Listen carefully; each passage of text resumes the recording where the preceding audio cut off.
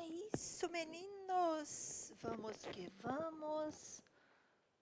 Vamos que vamos, vamos que vamos. Quem é que já está aí? Deixa eu avisar aqui lá no grupo.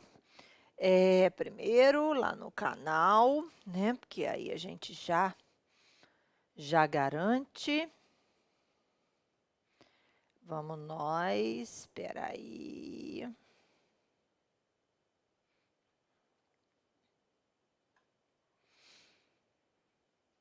Como é que é isso aqui mesmo, gente? A gente não consegue gravar um vídeo aqui direto, não, né? Amores da minha vida, já estou online, tá? Só não liguei a câmera ainda, porque estou aqui mandando um recadinho só para dizer que já estou agora entrando online. Mas que quem não puder assistir online ao vivo, não tem problema. A aula finalizando, ela vai para a área do aluno, tá? Novamente, parte das aulas a gente vai fazer ao vivo, parte não. É porque como está aí todo mundo na quarentena, é interessante que vocês possam fazer perguntas em tempo real e tal. Eu vou conversar com vocês durante o vídeo e depois, quem assistir num outro momento vai ter acesso também a essas mesmas informações, ok? Um beijinho.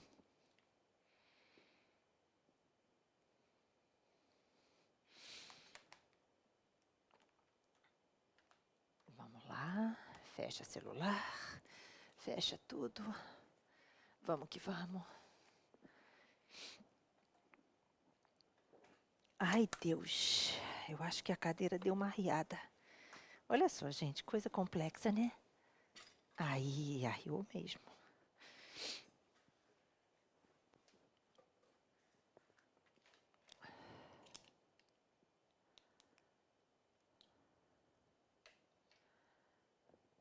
Fala, meus amores! Primeiro, vamos ver quem é que está aí conosco. Deixa eu saber quem é que está ao vivo. Lembrando, gente, que, como eu falei ainda agora no grupo, né, antes de iniciar a transmissão, mas já estava aqui com o microfone ligado, o Beto está ali, a delegada federal está ali, maravilhosa ao seu comando. O Bruno, vamos ver quem é mais, gente, que está aí. Tem cinco. Quero saber quem são esses cinco que estão aí, guerreiros, assistindo ao vivo, né? A vantagem, gente, da gente fazer essas aulas com um horário pré-determinado, né? É que a gente, na verdade, tem a certeza, a segurança de que, terminando essa aula, a aula vai para a área do aluno, você já vai saber certinho que a aula foi gravada, que a aula foi postada. Então, tem vantagens muito grandes. É lógico que imprevistos sempre acontecem. Então, eu vou dar um exemplo. A minha intenção ontem era o Darwin, meu querido. Darwin é daqui de Niterói, gente. Eu também sou de Niterói, Darwin. Estamos nós aqui todos confinados, não é verdade? Mas eu também moro aqui em Niterói, viu? Então, é o seguinte, gente, a vantagem da gente fazer ao vivo, muita gente fica assim, ah, mas aí eu não posso assistir. Veja, a aula, se eu tivesse gravado, ela seria inserida depois da gravação na área do aluno, né? Se eu faço ao vivo, no final da gravação eu vou inserir na área do aluno. Então, não tem muita diferença. E mesmo quem assiste no momento posterior pode e deve mandar a dúvida. Olha, Beto também é de Niterói. Olha aqui tanta gente de Niterói, que beleza. Então, a grande vantagem da gente fazer assim é que a gente, primeiro, já se cotiza, já se organiza para gravar aquela aula naquele horário especificamente. Então, ela já fica pré-determinada. Isso é uma vantagem. E a outra vantagem, indiscutivelmente, é a possibilidade de que vocês façam as perguntas no tempo real. Então, por isso que a gente vai fazer a nossa transmissão, a gente vai fazer as nossas considerações, e a dúvida de um, ela pode ser a dúvida do outro. Isso é muito comum, né? Vamos pegar o exemplo de uma sala presencial. Quando eu normalmente começo um curso presencial, eu geralmente chego para os alunos nessa turma presencial e falo assim, olha, tem professores que não gostam de perguntar, né? E tem sempre aquele outro aluno, né, que torce o nariz para aquele que pergunta excessivamente. Isso realmente acontece numa turma presencial? Acontece. E, às vezes, por conta dessas situações, uma pessoa que quer fazer uma pergunta, que é uma pergunta extremamente produtiva, que vai trazer resultados favoráveis para o grupo como um todo e tudo mais, deixa de fazer aquela pergunta de forma aberta, porque fica com vergonha, porque fica com medo de atrapalhar o outro, porque o professor, sei lá, se ele vai querer que responda, será que sei lá se ele vai querer que tenha interrupção e tudo mais. Essas coisas fazem com que muitas vezes perguntas importantes não sejam apresentadas e, mais importante ainda, que as respostas fundamentais para uma linha de raciocínio, porque às vezes aquilo que parece muito coerente para mim ou para o seu colega não é coerente para você. Então, é importante, e essa falta de coesão, essa falta da liga do raciocínio, ela pode prejudicar e muito o candidato na hora da prova. Então, quanto mais perguntas, a gente melhor está. Olha, o Bruno está lá dizendo que ele é de Campo Grande, no Mato Grosso do Sul, tá vendo? Então, gente de lugares diferentes, enfim, a vantagem de um curso online é exatamente essa. A gente pode reunir pessoas dos lugares mais distintos, da distância que parece grande, só que um curso à distância não precisa ser à distância. Isso é o fundamental, eu acho que essa é a mentalidade que a gente tem que ter aqui dentro do nosso curso, e a nossa noção, a minha e a de Cláudia, no Penal com Elas, é essa. Veja, nós não queremos manter distância dos nossos alunos, nós não queremos um curso à distância, nós queremos um curso tal qual um curso presencial, em que vocês possam chegar na gente, fazer as perguntas, que as perguntas sejam todas respondidas, que vocês tenham acesso imediato, que vocês possam conversar conosco com o atendimento que se faça necessário.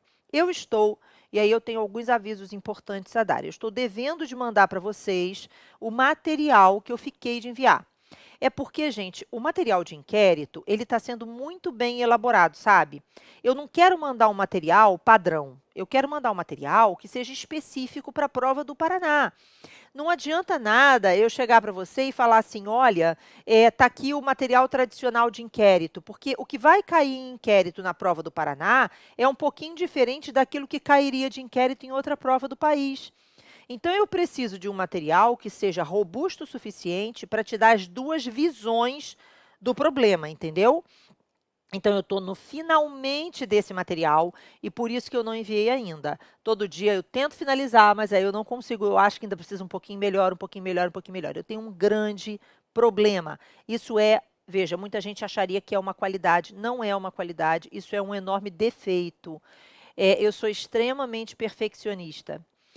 Então, assim, é meio que como se eu tivesse toque, sabe? Então, enquanto eu não achar que está 1000%, eu fico travada. Então, e o material de inquérito, eu acho que nesse caso tem que ficar 1000%. Ele está quase pronto, tá? E é por isso que eu não mandei ainda, mas eu espero terminar essa aula aqui, finalizar o material. A tabelinha eu demorei um pouquinho para começar, exatamente porque eu estava transpondo uma tabela que estará lá para os nossos slides, para que a gente pudesse aqui conversar sobre alguns aspectos que eu acho que vão abrir um pouquinho a cabeça e mostrar essa visão do inquérito indispensável, do inquérito que não é unidirecional, por que que isso acontece e tudo mais, ok? Então é isso, gente. Eu quero ver quem mais está aí com a gente. Então, nós temos o Bruno, a delegada federal, que, como é seu nome, minha linda? Bota para a gente aqui o nome. O Beto, o Darwin, o Ricardo. Então, a gente está aqui e quem for assistir depois pode e deve mandar as dúvidas. Lembrando que eu fiz o canal do Telegram e dentro do canal tem um link para o grupo. Tá? Esse grupo ele não vai ficar aberto direto, porque eu já dei logo assim um chega para lá no início. Eu abri o grupo, mas já botei um recado subreptício, digamos assim, meio que implícito, de que não estamos ali para bater papo. Ficou claro? Grupos atrapalham o nosso estudo. Nós não estamos aqui de brincadeira, nós temos que nos preparar para uma prova que, a princípio, vai ocorrer no dia 26 de julho. Então, a gente tem que meter a cara, tem que esgotar os pontos do edital. Tem que trabalhar muito, vocês têm outras disciplinas para estudar. E se a gente fica de papo num grupo de WhatsApp, a gente perde tempo, porque é impressionante como a gente entra no WhatsApp e o tempo passa e a gente não percebe que o tempo passou. E aí você jogou fora tudo aquilo batendo papo inútil, né? Do tipo, bom dia, pessoal, bons estudos. Não tem necessidade de dar bom dia, pessoal, bons estudos, né? Assim, eu até posso dar, mas assim, se todo mundo começar bom dia, bom dia, bom dia, bom dia, bom dia, bom dia, olha o tempo que a gente perde só lendo os bom dia todo.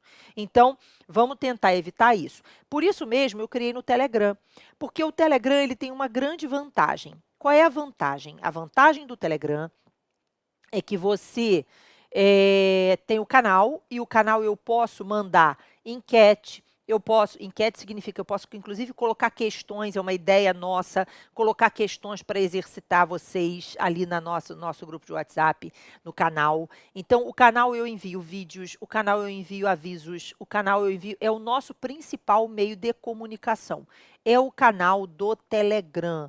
Então, se você ainda não entrou no canal do Telegram, achando que o canal do Telegram é tipo um grupo de WhatsApp, não é isso. O canal do Telegram é, na verdade, um local em que eu envio recados. As pessoas não podem bater papo ali, tá? Não pode ter conversa. Mas é lógico que vocês podem enviar as suas dúvidas pela área do aluno. Lá tem um lugar apropriado para você enviar a dúvida. Mas você também pode enviar a dúvida no grupo. O grupo vai ser aberto, mas ele só será aberto num determinado período do dia. Então, tipo assim, todo dia às 5 horas da tarde, a gente vai abrir o grupo de 5 das 17 às 19 horas. Eu vou botar lá todas as regrinhas. E aí, esse grupo é exclusivamente para o envio de dúvidas. Então, estamos com uma dúvida acerca de um tema importante. Ou estou assistindo essa aula, fiquei com uma dúvida e tal. Eu quero perguntar para você, Ana, ou dúvidas até mesmo sobre o curso em si, quando serão as aulas e tudo mais. A Cláudia já definiu quais são as datas de aulas dela, todas. Então, eu vou colocar lá no canal do Telegram um avisozinho com as aulas da Cláudia, quando serão ministradas. Assim, você já tem acesso. É lógico, novamente, eu abri a aula falando isso, é lógico que todo mundo está sujeito a imprevistos, principalmente quando você trabalha com a internet. Então, eu vou dar um exemplo. Ontem, eu tinha que gravar 2 aulas, mas a minha luz aqui em casa, eu não sei por quê, ela apagava e acendia, apagava e acendia, apagava e acendia, apagava e acendia. Ficou assim por um bom tempo, ao ponto de eu desligar tudo dentro de casa da tomada, porque eu fiquei com medo de queimar tudo. Queimar meu forno, queimar minha televisão, queimar minha geladeira, queimar aqui o equipamento do estúdio. Então, numa hora dessa, é lógico que você fica numa situação de instabilidade. Se falta luz, já era. Se, né? Então, tudo isso, a internet pode não estar boa, etc. Então, tudo isso pode acontecer, mas a princípio as aulas estão pré-agendadas, então são datas pré-definidas. E aí vocês já podem se programar para essas datas, tá bom? Então, é isso. A Cláudia está marcando as aulas dela sempre, normalmente à noite ou à tarde, uma coisa assim. E eu prefiro gravar as minhas aulas pela manhã, tipo nesse horário assim que eu acho mais interessante, ok? Tranquilo? Então é isso. O pessoal não fala nada aqui, ó. Pode perguntar, pode escrever aqui. Eu digo que não pode ficar fazendo pergunta, é lá na hora, no grupo, para você não perder tempo de estudo, né? Você ficar lá batendo papinho. Mas aqui podem interagir. A aula é para ser uma aula interativa. Então a ideia é que vocês possam fazer perguntas. Eu não vou perder uma linha de raciocínio para responder a pergunta. Eu vou terminar a linha de raciocínio e aí então eu olho as perguntas que são pertinentes e a gente vai desenvolvendo, tá? Então, sempre nesse mesmo esquema. Beleza, gente? Me deem um up aí, dizendo se entenderam, se está tudo ok, tá? Isso é importante para que eu possa associar e pensar se a gente pode prosseguir. Então, agora, gente, olha só. Nós terminamos a aula anterior falando da indispensabilidade do inquérito, né? Então, nós vamos voltar agora exatamente do ponto em que nós paramos, certo? Para trabalhar exatamente essa discussão, oh meu Deus do céu, onde eu botei a caneta aqui? Exatamente essa discussão acerca do ponto mais polêmico do nosso edital, porque o edital ele traz 2 grandes pontos polêmicos. Quais são esses 2 grandes pontos polêmicos? Então, o primeiro deles é essa questão acerca lá das discussões doutrinárias sobre a indispensabilidade do inquérito policial, tá? Então, o inquérito é dispensável, como a gente sempre aprendeu, em função da interpretação que se dá ao artigo 12, ao artigo 27 e ao parágrafo 5º do artigo 39, ou o inquérito é indispensável. Então, nós temos uma opção do examinador, então a banca examinadora, ela fez uma opção por considerar o inquérito indispensável. E aí vem a dúvida, por quê? Né? Então, esse é o primeiro grande tema polêmico aqui na nossa discussão.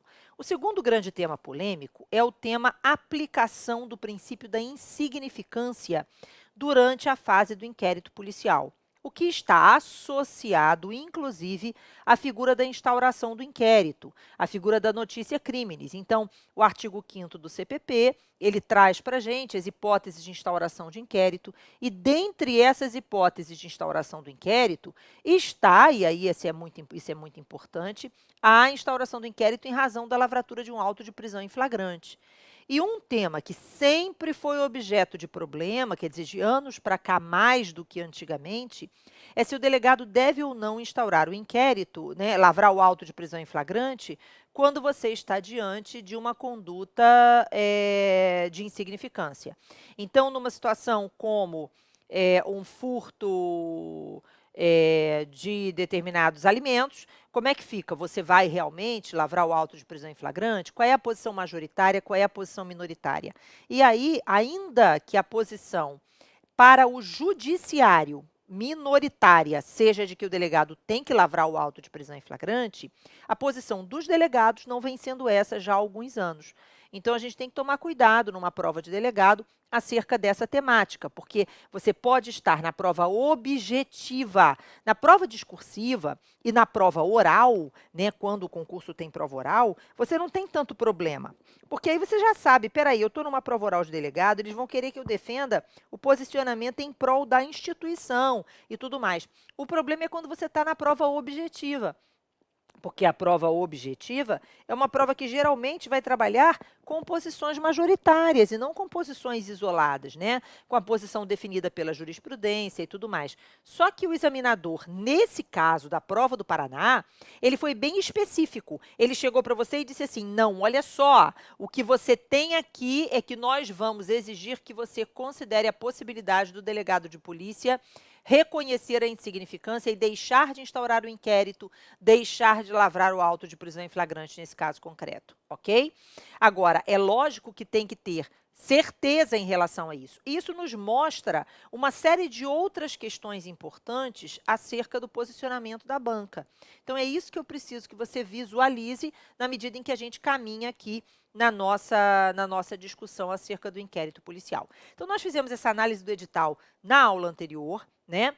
E agora a gente precisa, na verdade, começar a discutir exatamente esses pontos que tradicionalmente sempre foram trabalhados no inquérito, como, por exemplo, o inquérito ser dispensável e o valor do inquérito ser meramente informativo.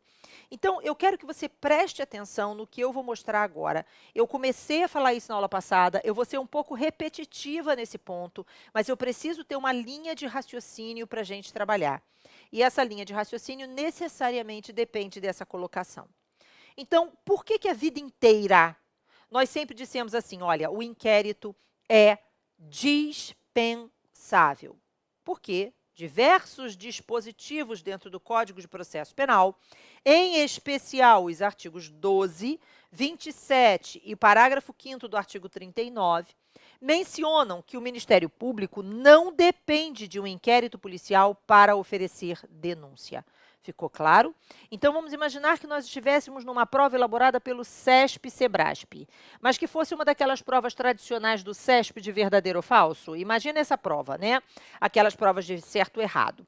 E aí tivesse uma frase assim, o Ministério Público depende do inquérito policial para oferecer denúncia. E a resposta dessa frase seria errada, ok?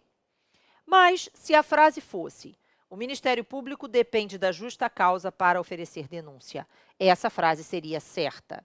Então, é indiscutível de que o Ministério Público, para o exercício da ação penal, depende de prova da infração e indícios suficientes de autoria. e que essa prova da infração, o que é justa causa? Qual é o conceito de justa causa para o processo penal? Justa causa, gente, é suporte ou lastro probatório mínimo, leia-se, prova da existência do crime e indícios suficientes de autoria. Então, quando eu falo suporte ou lastro probatório mínimo, eu me refiro à prova da infração e indício suficiente de autoria, né? Então, lastro ou suporte probatório mínimo extraído de peças de informação que evitem uma acusação temerária, ok? Então, que buscam impedir uma acusação temerária. Então, esse é o conceito de justa causa. O problema é que quando eu penso nas possíveis peças de informação, a grande maioria dos casos tem peças de informação consistentes no inquérito policial. Agora, é possível, e realmente não se discute isso, mesmo a banca, eu quero que você preste muita atenção no que eu vou mostrar agora. Quando a banca diz que o inquérito é indispensável, ela não está dizendo que o MP depende de um inquérito para denunciar. Não é isso. Não confunda as coisas. Se o Ministério Público extrair de uma CPI relatórios de uma comissão parlamentar de inquérito, então, se do relatório de uma comissão parlamentar de inquérito, certo?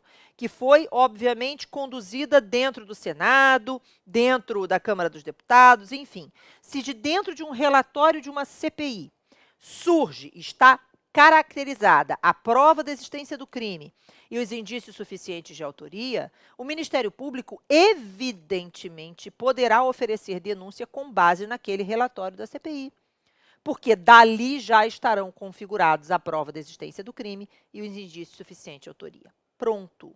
Ninguém disse, portanto, que ao considerar o inquérito indispensável, eu estou dizendo que ele vai ter que existir em todos os casos. Porque se eu dissesse isso, ou se a banca dissesse isso, ou se o Hoffman tivesse dito isso, ou qualquer coisa assim, eu teria que dizer assim, olha só, não importa de onde vêm as provas, não importa se as provas já estão caracterizadas ou não, ainda que as provas já tenham sido produzidas, ainda que os elementos de informação já tenham fornecido a prova da infração e os indícios de autoria, vai ter que instaurar inquérito de qualquer jeito. E não foi dito isso hora nenhuma. Ficou claro? Então, é importante que você saiba, que você tenha essa consciência de que, veja, ainda que eu sustente a indispensabilidade do inquérito policial, eu não estou dizendo que não haja exceções. As exceções existem. Mas a regra é o inquérito. A regra é que o suporte ou lastro probatório mínimo tenha sido extraído do inquérito policial e não de outros elementos informativos. A vítima chegar no Ministério Público com todas as provas prontas e entregar as provas prontas ao Ministério Público é exceção.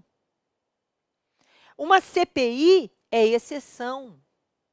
Um processo administrativo dentro de uma empresa ou mesmo um processo administrativo disciplinar dentro do serviço público que já apresente provas da infração e indício de autoria, configuram exceção. E por que configuram exceção? Inclusive porque, naqueles crimes que deixam vestígio, é indispensável o exame de corpo de delito. E quem é que realiza o exame de corpo de delito? É a perícia técnica. E essa perícia técnica pertence a quem? À polícia. Não é verdade? Então, na verdade, se você pensar direito, a própria produção da prova da infração, salvo naqueles casos em que a prova da infração se faz através de prova documental, né? Salvo naqueles casos em que a prova da infração, na verdade, depende exclusivamente de depoimentos, etc., salvo nesses casos em que a prova testemunhal, por exemplo, pode caracterizar o corpo de delito indireto, salvo nessas excepcionais hipóteses, eu vou precisar da perícia. E para realizar a perícia, eu vou precisar, obviamente, de um inquérito policial instaurado. Então, o que você tem, na verdade, é que eu não posso passar, e sempre foi isso que o processo penal fez a vida inteira o processo penal considerou que caracterizava uma característica do inquérito a dispensabilidade, porque excepcionalmente o inquérito é dispensado. Olha só. Então, peraí, o inquérito não é dispensável. Então, se isso é a exceção, então vamos considerar de forma correta. O inquérito é indispensável, ficou claro, por diversos motivos.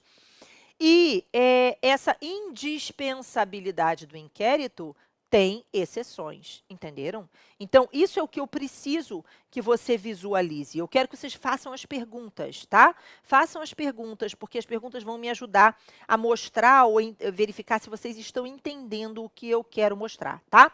Então, esse é o primeiro ponto importante. O problema é que quando a gente fala o inquérito é indispensável, né, quando a gente fala o inquérito é dispensável ou indispensável, ele está associado. Então, quando a gente pega as características do inquérito policial, vamos pegar aqui o tema características do inquérito. Eu quero trabalhar ele, depois eu vou passar para um outro argumento que eu acho que é importante. Então, quando a gente pega as características do inquérito policial, tradicionalmente, a gente sempre disse, o inquérito policial tem como características a inquisitoriedade, o inquérito é discricionário, então é dotado de discricionariedade. O inquérito, tradicionalmente, a gente sempre disse, é dispensável. O inquérito é sistemático. O inquérito é unidirecional. O inquérito é indisponível. O inquérito é sigiloso. O inquérito é escrito. Geralmente, a característica do escrito vem associada à característica de que o inquérito é formal, ou ainda de que o inquérito é regido pela oficiosidade, né? Então, são duas coisas que nós vamos ter que discutir aqui e eu preciso trabalhar isso também. Mas, reparem, o que eu quero é que você perceba o seguinte: essa discussão sobre se o inquérito é dispensável ou indispensável, ela está intimamente associada à figura da unidirecionalidade do inquérito policial. Ana, como assim? Porque a vida inteira a gente sempre disse o inquérito é dispensável e o inquérito é unidirecional. O que significa o inquérito ser unidirecional? Muito bem, então eu quero mostrar as duas coisas juntas para que vocês me digam depois, olha, beleza, Ana, eu entendi, eu já entendi qual vai ser a linha de raciocínio na hora da nossa prova, tá?